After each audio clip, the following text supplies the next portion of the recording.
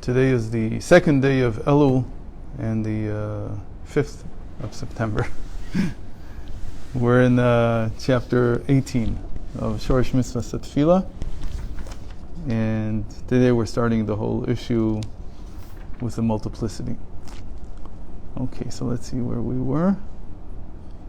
Okay, now it just suddenly starts in the middle of the chapter. He said he's going to be discussing different points in the davening. So we were talking about Shema. So he's done Shema Yisrael, Havaya Elokeinu, and now he's up to Havaya Echad. So now this is a big topic in Chassidus. What does it mean that God is one? We don't say God is singular. We don't say God is unique. We say He's one. We also don't say something like God is everything. Why not say that? All kinds of things that you could have said. To say God is one would imply that there is not a second. There's not two gods, not a multiplicity of gods, something like that. So let's see what. So this becomes a very big topic in Chassidus, especially because there are many words that can be derived from this word that means one, meaning the root echad means to join things together. It means to cognate word. Achdut. Like when we say achdut, right. Okay, fine. Yeah. When we say achdut, we mean unity. Yeah, you're right. Do we mean uniformity? Mm-hmm. Not the same thing. In English, there's all kinds of different words for different things. As I said, in Hebrew, there's far less. I still stand by the idea that there's about a tenth. Somebody wrote to me at some point that there's only 120,000 words in English. That's not true. The Oxford English Dictionary has over 500,000. And then they wrote something which was a little bit new to me, that today the Academy of Hebrew, whatever, grammar says that there's 70,000 words in Hebrew. Okay, maybe. I think most of them are modern by far. The Bible doesn't have more than 20,000. In any case, so let's get back to this. So, Havaya Echad, God is one. Hinei tzarich le'avin, lama amar pa'am shniya, Havaya. Ve'ava le'lemeimar, Havaya Elokeinu Echad. So the first question we need to ask is, why does it say, Havaya is our God, Havaya is one? It should have said, Havaya, our God, is one. Because the way we said it, it's a little bit of a mistranslation.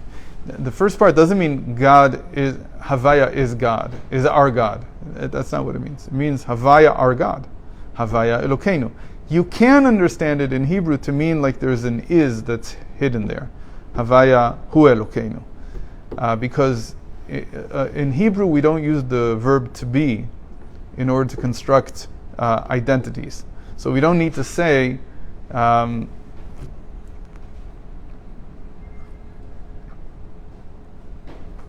the man is fast.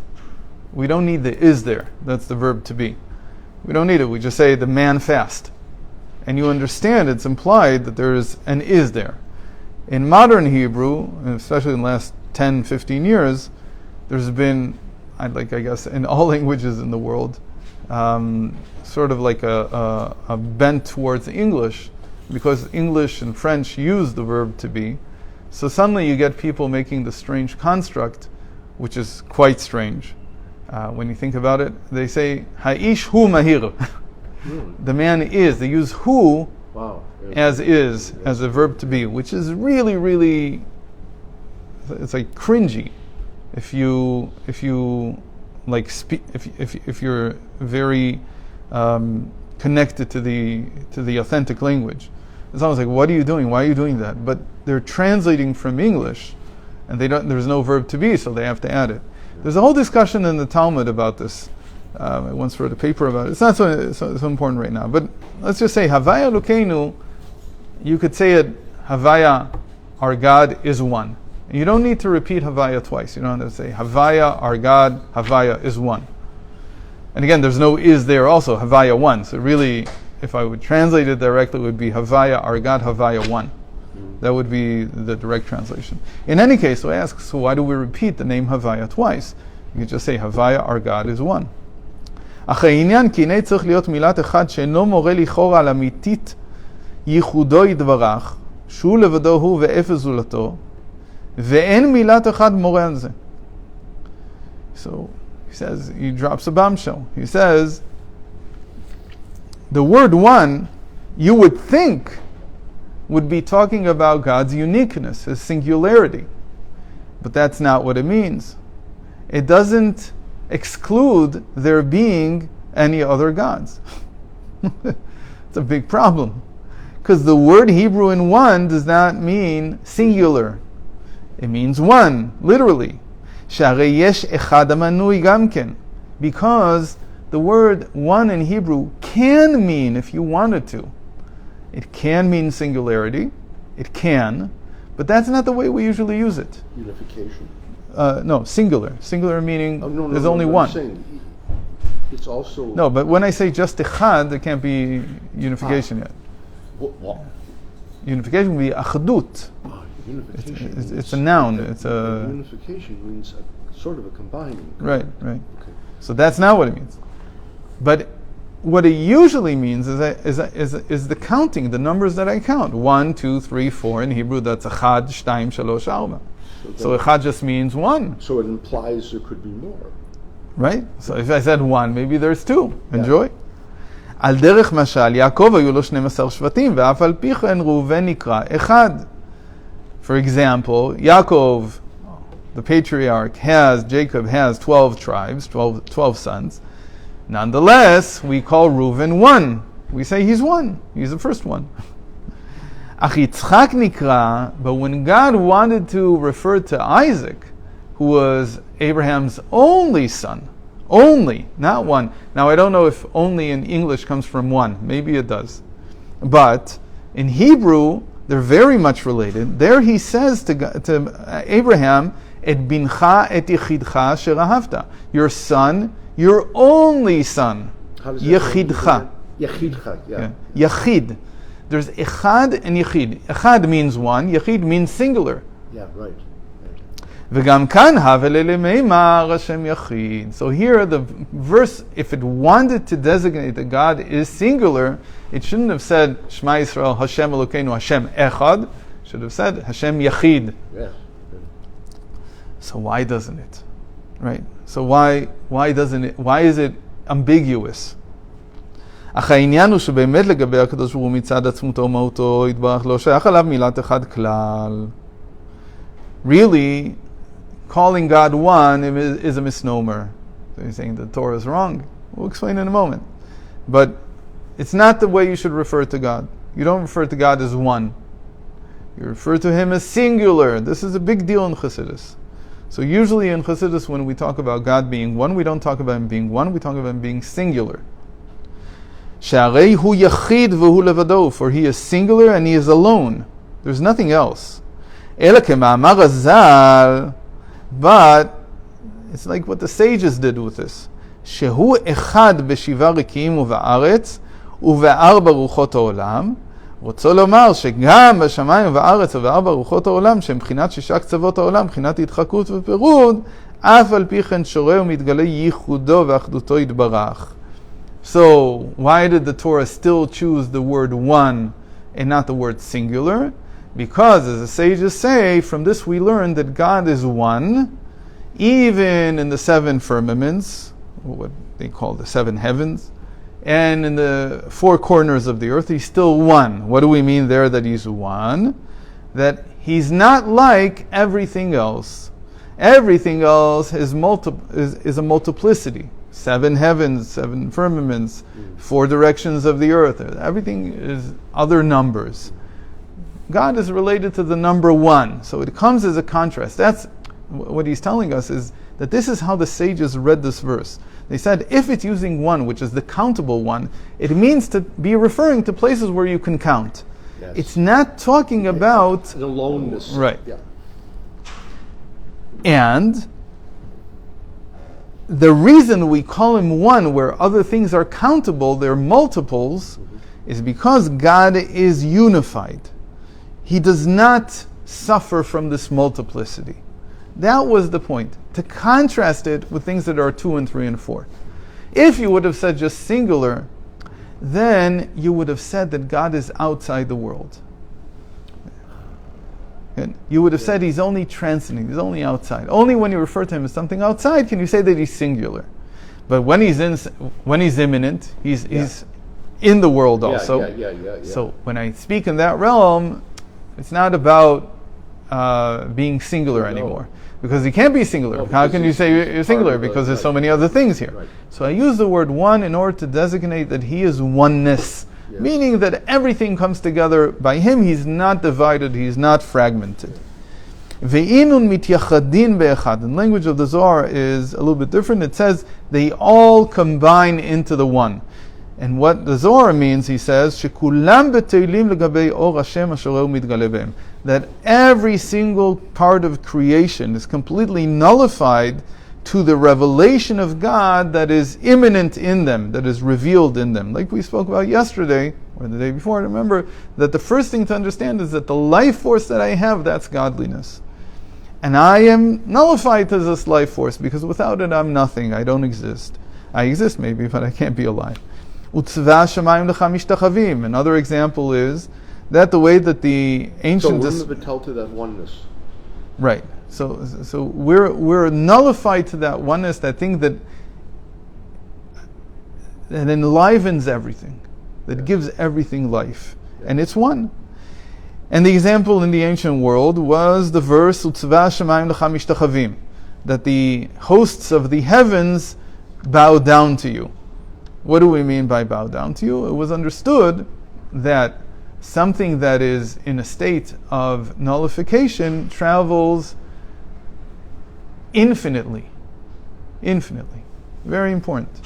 I and you cannot travel infinitely. In other words, if we set out on a journey, we eventually run out of steam. We need to eat, or we run out of life, whatever it is. And the reason for this is because we are not perfectly nullified to our life force. We're not perfectly nullified to God. One can say that Moshe Rabbeinu, when he ate, and right, Moshe Rabbeinu had nothing but nullification, and therefore Hashem had to kiss him to take the soul out, because he would have continued to live on. And he could go without food and right, for 40 days and 4 nights, and so on. These are all symbols of a person having complete nullification, total nullification to God. The only thing in our reality that has that, at least in the ancient world, that's the way this was grasped. This was the example of it. Again, it's not to say that there are scientists who went up to Jupiter and they measured its level of nullification. No, they didn't care. They didn't matter. Yeah. What mattered was the phenomena, what you saw, what you actually saw. So what do we see? We see that the heavenly bodies, the planets and the stars and so on, they're eternal. That's what we see. Today somebody will tell me, no, if you look with a really good telescope that we have now, you can see them being born, you can see them coming to their demise, and it's not relevant. They were not interested in that. What they were interested in is, what can I see? And I want to use what I can see as an example. So what they saw was that they are eternal and they move around in a circular motion. These two things together meant that they were the example of something that is constantly nullified before God. So it's described in Psalms as the hosts of the heaven bow down to you. So it's a very interesting verse, because what it's saying is that when I see their eternal circular motion, that is a sign of them being nullified, bowing down to you, Hashem. That's why they can maintain their motion eternally. And so it also came to be, by the way, that circular motion was considered to be eternal in ancient physics, and linear motion was considered to be temporal, meaning that it ends. And these are very big things that, they're still true to a large extent. I don't want to get into how it is in quantum mechanics, but spin, which is angular momentum, which is circular motion, is considered to be eternal. It's not something that takes up energy from the electron. It's not something that takes up any energy from any of the particles that are spinning, as it were, when they're not really spinning because they have no mass, or not that they don't have mass. They don't have size. Some of them do have mass, but they're constantly spinning. What we mean by spinning is angular momentum. They have that. So actually they were onto something. They didn't know this from subatomic particles, obviously, but it's something that's still very true. והם שישה קצוות גשמיים ושישה קצוות רוחניים, דהיינו מבחינת מעלה מטה, שיש בכל העולמות למעלה עד אין קץ ומטה עד אין תכלית, כי גבוה מעל גבוה, דהיינו משהו מודפס בשכל והשגת הנבראים, שבכל העולמות נקרא מטה גבי העליון, שאינו נתפס ומושג בשכל והשגת הנבראים שלמטה ממנו, ולאין פרשה ודילון תפיסה בהם. I'm just reading this because it's a long-winded explanation of what we just said. וכן ארבע רוחות העולם, כחסד דרוע ימינה, שהוא דרום, וגבורה דרוע שמאלה, שהוא צפון, וכולם מתאחדים ונעשים אחת לייחודו יתברך השוכן בתוכם. So he says all of space.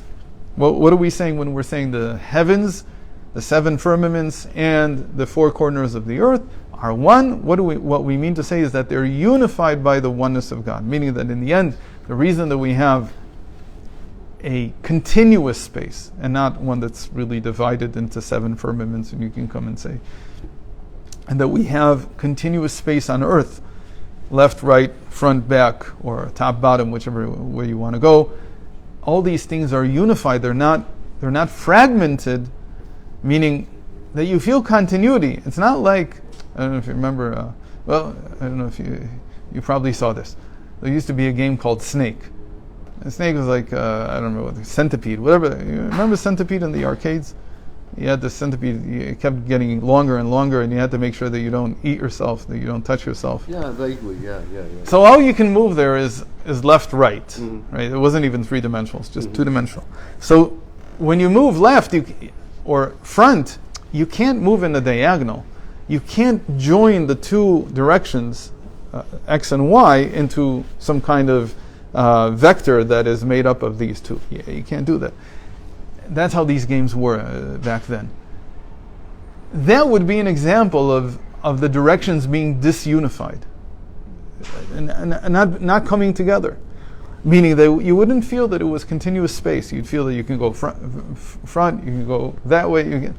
Everything would be very discrete directions. The fact that we don't feel this is because of God's unity. That God unifies all this together to make it into a continuum. So basically the idea here is that the continuum of space is a attribute of space that comes about because of God's unification of the directions of space. So that's what it means that God is one. מה שאין כן לגבי הקדוש ברוך הוא בכבודו ובעצמו שהוא יחיד ומיוחד, הרי הוא רם ונישא רבבות מדרגות עד אין קץ מגדר הקצוות הגשמיות והרוחניות. But when I speak about God as being singular and special, then I'm not talking about this reality. I'm talking about God well above, transcendent to any kind of this multiplicity, whether it be directions of space, the number of firmaments, whatever you want.